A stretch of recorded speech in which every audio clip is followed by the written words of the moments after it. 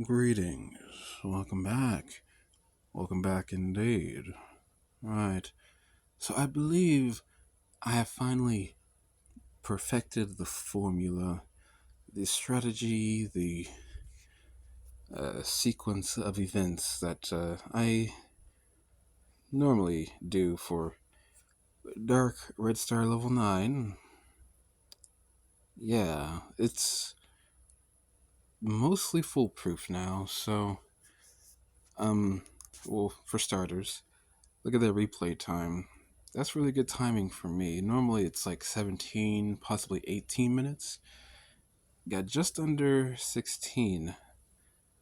It's pretty good for me. So, uh, yeah. One thing I've been doing, I don't boost artifacts that I'm not going to use, if that makes sense. I started not boosting the weapon and shield artifacts because no one wants them, and I don't want them.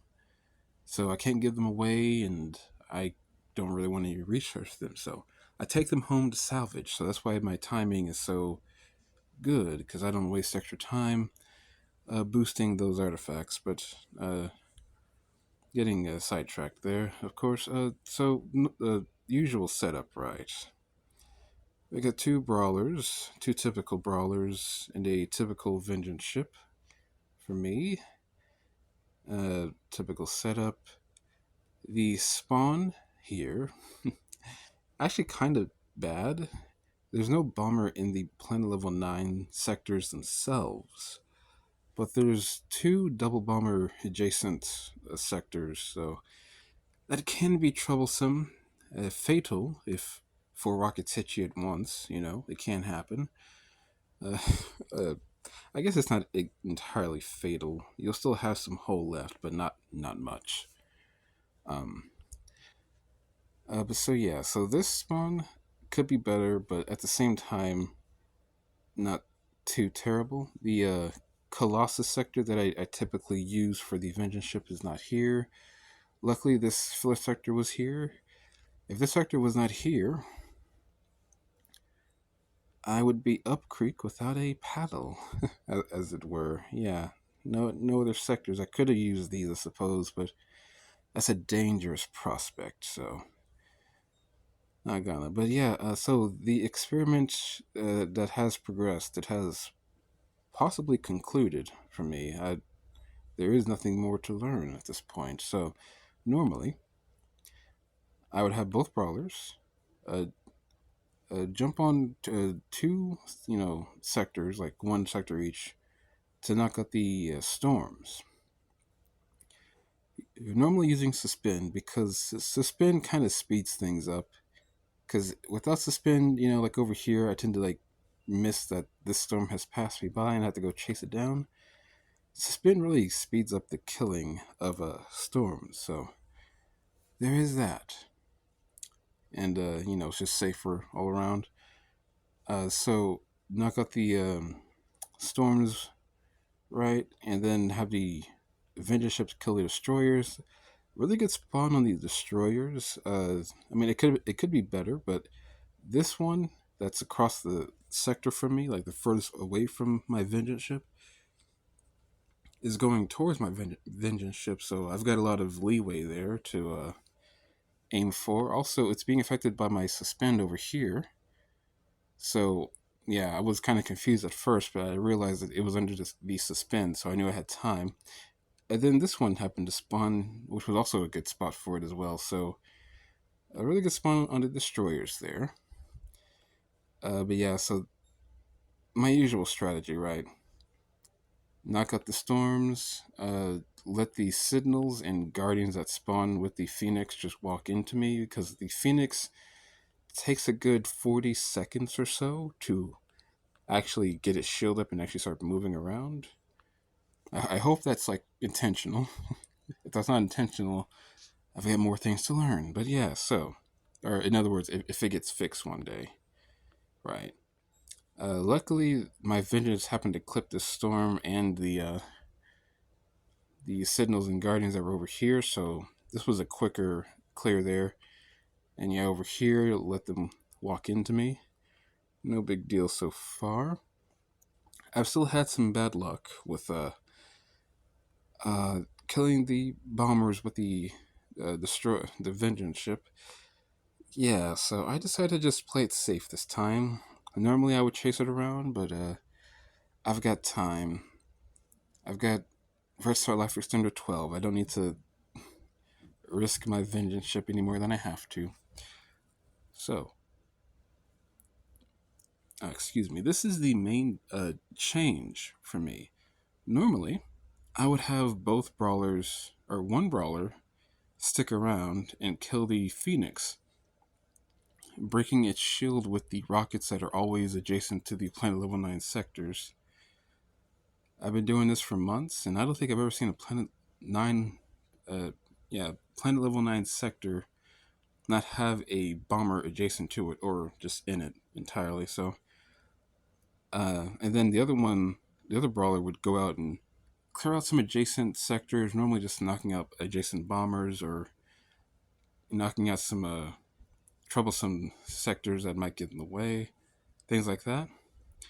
The issue with doing that is sometimes it can be a little risky. I've nearly lost entire runs because, like, say there's like a bomber here, then like a bomber like down here, and they're shooting at two different intervals. So basically, if I EMP two rockets, I won't be in range to EMP the next two rockets before the first two land, and I have to EMP them to break the shield. So in other words, I'd have to move regardless, right? And I don't know. One day, it just occurred to me, it's like, well, I do this on the other brawler, just leaving the sector and killing the Phoenix with EMP with the Guardians and Colossus that spawn over here. So why not do that for both? And I've been experimenting with that, and yeah, it works rather well.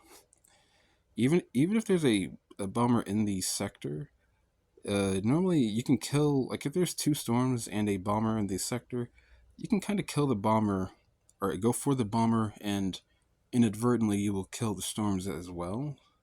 You know, so long as you have to spend up, of course. But yeah, so I've been doing that lately. Had to do some tweaking on how to or when to do so, but no, just a simple do it on both brawlers. And yeah, because there were two double bombers, you know, just adjacent, might as well knock them both out. Good old EMP there to kill them. And yeah, it was simple. Knocked out all the bombers, really, all the troublesome ones. Let the vengeance ship move out of the way because I don't want it to be chasing the bombers anymore. The amount of vengeance ships I've lost because it's been chasing a bomber and the bomber happens to get a direct hit with rockets is a little depressing, I must admit. But yeah, so got the civilian ships in at a decent time. Let them civilize as usual, and yeah, try to knock out the bombers. Everything's knocked out. I teleported up here to try to lure this Phoenix, but apparently it was still locked onto this vengeance ship because it was closer, I guess. So it didn't exactly move. I tried to move around because I was operating by old Hades Star rules. In old Hades Star, before Dark Nebula, the Phoenix would move towards the last ship that moved. So if there was a ship right next to a Phoenix, like outside of its sector, of course, but some other ship like across the star moved, the Phoenix would move towards that ship that moved to last. So it was weird, but yeah, I tend to forget that the Phoenix just locks onto the nearest ship, really. So, but yeah, loading up here, taking my time because I've got Restar extended level 12. So this is kind of the strategy I usually do for the second brawler, but I'm doing it on both brawlers. Just jump on the like all the bulky, tanky Serbs that do low damage, and to EMP them all. Normally, I try to make sure I'm actually firing at the Phoenix because it takes a second to actually kill the Phoenix. And getting some EMP damage off on the Phoenix is pretty nice, but oh well. Start knocking out that adjacent bomber because if I want to do the same over here, I don't want this bomber to to interfere with that. So yeah, I've also let the vengeance ship sit away and have a brawler on civilian defense. Because before I would have the vengeance ship on civilian defense between the vengeance cooldowns, right? And that kind of worked, but there were times where one or two interceptors would kind of walk over it, and suddenly his vengeance would go off. Unintentionally. So I decided, because again, I've got Red Star extended to level 12. I don't have to do things so efficiently. I can take my time. I can let a brawler do a civilian defense and let the vengeance ship rest up before its second, which is, yeah, that's what that was. So on the third planet, level 9, hit the planet with vengeance. Normally I take out a storm on the way out, but I didn't see the storm position, so I couldn't do that before my alpha shield ran out. Don't worry, I am leveling that alpha shield. Finally. So from here it's pretty simple. Not a whole lot to do. Just gotta knock out that bomber, kill these EMPable Serbs, and sit on this sector with suspend, and that's pretty much it. So yeah. Also, yeah, that's another thing. If the Phoenix isn't moving towards the Colossus and Guardians, like it's not in range, you can still just jump on the Colossus and Guardians and then just EMP when the Phoenix is in range. So little tidbit there, right? So that is pretty nice. Just a new, mostly foolproof thing. So the only thing that can go wrong in Dark Red Star level 9, at least for me, is if I miss my vengeance on the destroyers, which does happen sometimes. They'll spawn all spread out, going in different directions, and I can't vengeance them all. But because one brawler or both brawlers are not going to kill the Phoenix, I will have my EMP available on both brawlers to intercept and to kill destroyers if need be. Basically, because because I used to EMP the rockets under the Phoenix shields, so I don't do that anymore. I have EMP available for emergencies, which I feel like the E in EMP should just stand for emergency magnetic pulse, whatever. So yeah, so I've kind of learned all there is to learn in this star, at least for solo. I guess the only way is up from here.